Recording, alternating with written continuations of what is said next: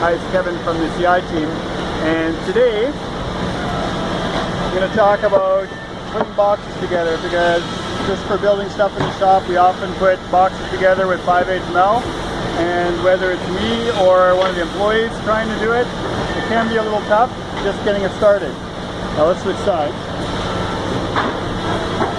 So very often just lining things up, and the floor could be uneven or surface is slippery. What you're trying to do is staple it or screw it to here.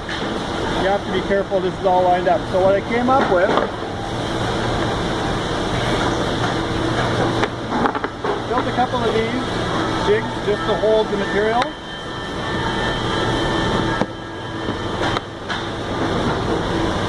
Now already I don't have to worry about things flopping over while I'm setting these up. Sometimes I have tall pieces and that's a problem.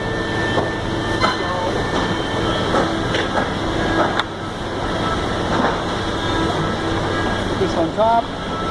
Now I can give it some pressure, and now it's all lined up nice and straight, and I can do my fastening, and I'm sure it's going to be very square. So that's my 2 second lead.